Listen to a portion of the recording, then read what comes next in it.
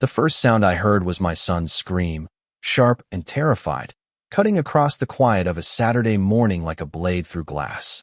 I was inside the garage, sorting tools, when the cry froze my blood.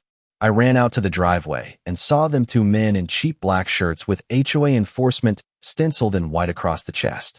They had no badges, no real authority, just heavy fists and sneering faces. And one of them had his hand clamped around my 10-year-old's arm, dragging him toward a waiting SUV parked crooked at the curb. Behind them, Karen stood like a queen surveying her battlefield, her bloated body framed by her floral blouse, her smug grin stretching wider with every tear my son shed. "This is what happens when you ignore the HOA," she shouted across the yard. "Your child is in violation too, and he'll be taught a lesson." For a split second, the world tilted. My boy's small face, contorted with fear, his voice calling for me, lit a fuse deep inside me that I'd buried years ago. I'm a retired Navy SEAL. I swore I'd left combat behind when I came home, trading deserts and jungles for a quiet cul-de-sac. But war has a way of finding you, even in the most ordinary of places. And on that driveway, the enemy wore the mask of neighbors and false enforcers. I moved fast, faster than their dull minds could track. My grip locked on the wrist of the man holding my son. A twist, a jerk, a crack, and he was on his knees screaming, his arm bent in ways it was never meant to bend. My son stumbled free and ran straight into my chest, his little hands clutching me like I was the last safe place on earth. The second enforcer lunged, but I sidestepped, years of training flowing back like muscle memory, and drove his arm into the edge of my truck bed until bone popped like dry wood. He howled, collapsing onto the pavement. Karen's laugh turned into a shriek. "You can't do that. They're officers of the HOA." Her words were sharp, desperate, but her face told the truth. She hadn't expected resistance. She thought intimidation was enough. She thought fear was stronger than blood. She was wrong. I pulled my son behind me and glared at her. "They're not officers. They're thugs. And you just crossed a line you can't ever uncross." Neighbors began to appear, drawn by the noise. Doors opened, lights flicked on. Cameras were raised, phones recording as the truth unraveled in the open. Karen barked orders at the crowd. "Stop filming.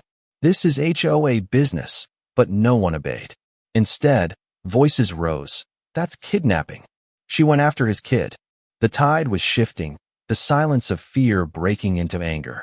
I hit the remote in my pocket, and my driveway cameras streamed the footage straight to a cloud server. Every second the hands on my son, the SUV waiting, the cheap uniforms was evidence no one could erase. And then, out of the blue, came the twist I hadn't expected. A car screeched to a halt at the end of the street. Out stepped Detective Ramirez, a neighbor who had always kept his profession low-key. He had been investigating reports of fake security outfits shaking down residents across the county. His eyes locked on Karen, then on the groaning enforcers clutching their shattered arms. His voice boomed with authority. "Everybody stay where you are. This is now a criminal investigation." Karen paled, her smugness evaporating in an instant. "They were just following HOA rules," she stammered, her hands fluttering like a trapped bird. Ramirez shook his head. "No, Karen, they're not HOA. They're criminals, and you just helped them commit attempted kidnapping." The crowd erupted, neighbors shouting, pointing, unleashing years of bottled rage. Maria from 2 doors down yelled that Karen had fined her for letting her kids play chalk on the sidewalk. Mr. Johnson shouted about bogus noise violations that had cost him hundreds. Every voice was another stone, another crack in the crumbling wall Karen had built around herself. The enforcers tried to slink back to their SUV, but Ramirez's badge flashed, and he barked an order. "Hands where I can see them." He called for backup, and within minutes, patrol cars lined the street, sirens blaring, lights bouncing off every window. The fake enforcers were cuffed and hauled to the curb, still groaning about their broken arms.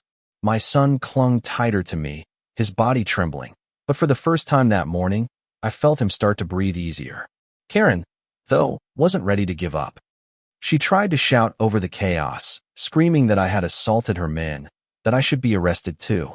But then Ramirez lifted a small recording device from his pocket. He had been monitoring the cul-de-sac for weeks, suspecting Karen's enforcement squad of fraud. And right there, in front of everyone, He played back her voice. Take the boy if you have to. His father will fold. The crowd gasped. My wife, who had run out by then, covered her mouth in horror. I felt a cold calm settle over me as I stared at Karen, her face draining of color, her lies collapsing under the weight of truth. The officers didn't hesitate. Ramirez stepped forward, cuffs in hand. Karen, you're under arrest for conspiracy to commit kidnapping, fraud, and endangering a minor. She wailed, thrashing, her bloated body shaking as they wrestled her into the patrol car. But no one stepped in to help her. The queen of our street, the self-proclaimed ruler of rules, was dragged away in disgrace. And as the doors slammed, I held my boy in my arms, his face pressed against my chest, his voice muffled but steady now. Dad, you saved me. I kissed his hair and whispered, no one will ever hurt you while I'm here. The patrol cars stayed for hours, their flashing lights staining the night sky red and blue, bathing Karen's empire in the harsh glow of truth. Neighbors didn't retreat to their homes the way they once did when Karen strutted down the street. No, they stayed. They clustered in driveways, whispering, pointing, their courage finally stronger than their fear. My son sat curled in my wife's lap on our porch, her hand stroking his hair while he clutched his stuffed bear like a lifeline. I stood nearby, jaw tight, watching as Karen shrieked from the back seat of the cruiser, her voice muffled but not silenced by the glass. Detective Ramirez was meticulous. He took statements from every neighbor, every witness who had filmed the chaos. Phones were passed around. Clips replayed the fake uniforms, the SUV waiting with its back door open, Karen's shrill commands. Piece by piece, a puzzle formed, not just of tonight's attempted kidnapping, but of months, even years, of manipulation. It turned out these weren't the first enforcers she had used. Other residents came forward trembling but determined, describing nights when strange men had pounded on their doors, demanding compliance fees, or threatening to cut power and water. It was extortion dressed up in HOA colors, and Karen had been the architect of it all. I felt a familiar tension settle in my chest, the kind I used to feel before missions overseas, the sense that something bigger was unraveling, something that demanded more than fists or broken arms. This wasn't just about my son. It was about a whole community robbed of its peace by one bloated tyrant and her hired bullies. The twist came when Ramirez called his sergeant, speaking in hushed but urgent tones. Within the hour, an unmarked van rolled up, federal agents stepping out in plain clothes. One flashed credentials at me quietly, Homeland Security investigations. My brows rose, but I wasn't surprised. Kidnapping across state lines, fraudulent security outfits, and HOA financial fraud often bled into federal jurisdiction. Karen had poked the wrong bear. She was dragged from the cruiser, still wailing, and placed into federal custody. The neighborhood erupted with cheers, a sound that felt like freedom breaking chains. My boy, hearing the noise, lifted his head and watched. For the first time since the ordeal began, he smiled faintly, a timid curve of hope on his face. I hugged him tighter, whispering that he was safe now.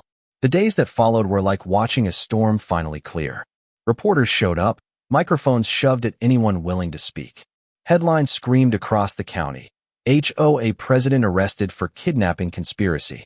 Karen's mugshot circulated online, her once proud smirk twisted into shock. Neighbors who had once obeyed her every command now laughed openly at her downfall. But the legal firestorm was only beginning. At the preliminary hearing, federal prosecutors laid out the evidence. The recordings from Ramirez's surveillance, my driveway footage, the SUV traced to a rental under a fake LLC tied directly to Karen's personal bank account. She had siphoned HOA dues into her slush fund, paying these men to intimidate anyone who resisted. The worst part? Investigators uncovered she had plans for more families she deemed problematic were next on her list. Sitting in the courtroom, Emily's hand in mine, I watched Karen finally stripped of her stage. She tried to shout over the prosecutors, blaming the enforcers, blaming me, even blaming the unruly children of the neighborhood. The judge silenced her with a sharp rap of the gavel. Mrs. Sanderson, he said sternly, you are not the victim here. You are the architect of terror. Her face drained of color, her confidence cracked wide open for the world to see. And then came the testimonies. One by one, my neighbors rose. Maria spoke of being extorted. Mr. Johnson revealed how Karen had threatened to seize his house for noise violations fabricated out of spite. Even Thompson, the old Vietnam vet, walked slowly to the stand, cane in hand, and declared in a voice that carried across the courtroom, "I've seen bullies in war zones and bullies in neighborhoods. And I'll tell you, they all fall the same way hard." When it was my turn, I looked Karen in the eye. "You tried to use my son as leverage," I said, my voice steady though my fists itched to clench. "You thought a child could be your bargaining chip. But you forgot something. I don't bow to fear. And neither does this community anymore." The jury barely needed an hour. Guilty on every count. Fraud, conspiracy, attempted kidnapping, extortion. Karen collapsed in her chair, her bloated frame shaking as reality pressed down harder than any jail cell. She was sentenced to 25 years in federal prison, her name forever etched in disgrace. But the real story wasn't her collapse. It was what rose from it. Without Karen's iron grip, the neighborhood transformed. The HOA board was dissolved and rebuilt with transparency and fairness. Residents came together, repairing fences, repainting walls, planting gardens not because they were told to, but because they wanted to. Children played freely again, chalk drawings spreading like wildflowers across sidewalks.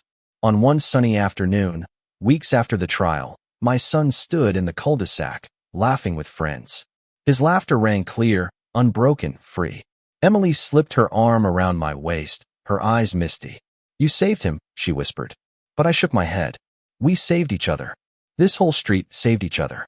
She tried to divide us, but all she did was give us a reason to stand together. And that's the truth I want burned into anyone's memory who hears this story. Bullies survive on silence. They thrive in the shadows of fear. But when ordinary people find their voice, when neighbors rise as one, even the most arrogant tyrant falls. Karen thought she was untouchable. She thought no one would dare fight back. But she never counted on a father who had fought wars, on a mother's fierce love, or on a community that had finally had enough. So I'll leave the question with you. When someone crosses the line and threatens what matters most, is it right to strike back, to defend with everything you have? Or should we leave it to fate and hope justice comes on its own? Tell me, was I right, or was I wrong?